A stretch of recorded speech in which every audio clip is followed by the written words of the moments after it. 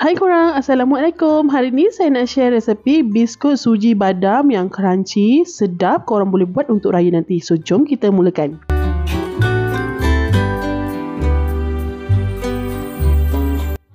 Okey, pertama sekali saya bakar dulu kita punya badam dalam oven pada suhu 160 darjah Celsius selama 15 hingga 20 minit sampai badam kita masak, okey?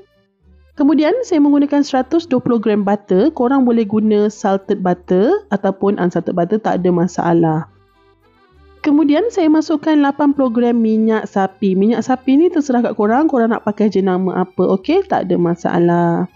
Kemudian saya tambahkan 100 gram gula perang dan korang boleh letak 1 sudu kecil garam untuk naikkan rasa lemak.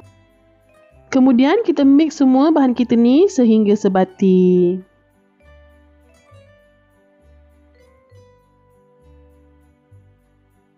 Bila dah sebati, so saya masukkan 1 biji kuning telur. Kemudian kita gaul lagi sehingga sebati. Kemudian saya tambahkan dalam 50 gram serbuk badam. Korang boleh dapat dekat bakery yang dah siap, okey? Kemudian kita gaul lagi sehingga sebati. Kemudian saya tambahkan 350 gram tepung gandum. Korang masukkan sedikit demi sedikit, okey? Selepas tu kita gaul sehingga kita punya bahan-bahan tadi menjadi dough. Kalau korang rasa 350 gram tu dah siap korang letak semua tepung, adunan korang masih lagi lembek, korang boleh tambahkan sedikit lagi tepung gandum sehingga korang punya adunan ni boleh diuli menjadi dough dan tidak lekat di tangan, okey?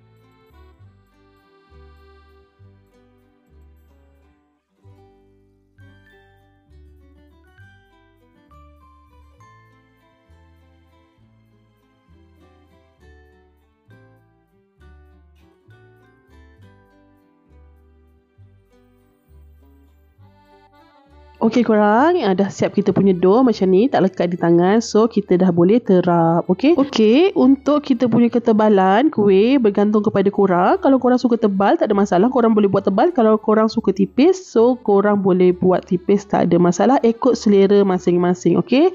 So, saya suka sederhana tebal. Okey, bila dah siap, kita dah boleh terap lah. Tapi kat sini saya tak guna terap, saya potong-potong sahaja. Kalau korang nak guna pencetak, tak ada masalah, okey? So, saya potong-potong dulu adunan kita ni sehingga habis.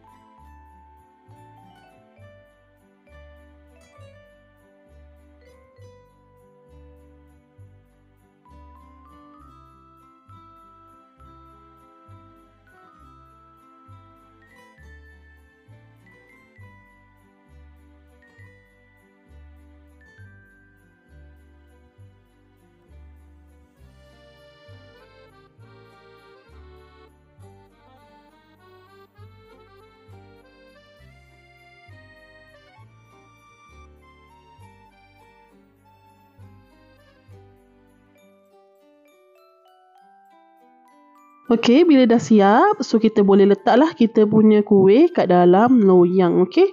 So, kita akan letak sehingga penuh dalam loyang kita.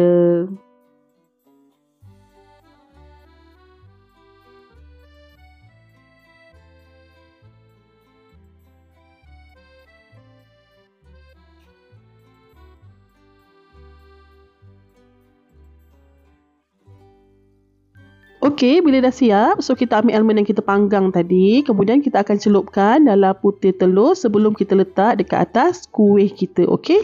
Kalau ada yang tanya, putih telur ni untuk apa? Tujuannya adalah untuk melekatkan almond kita ni dekat kita punya adunan ataupun dekat kita punya kuih. Bila bakar nanti, so dia akan melekat lah, okey? So, kita akan buat sehingga habis.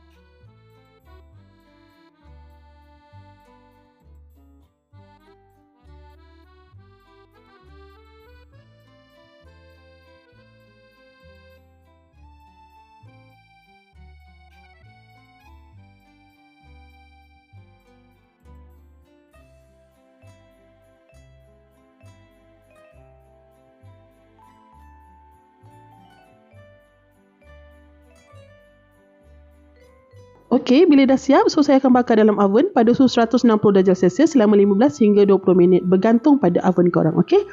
Okey korang, inilah hasilnya biskut suji badam kita. So korang boleh try nanti. So korang, terima kasih kerana menonton. Jangan lupa like, komen dan subscribe. Kita jumpa di next video. Assalamualaikum. Bye.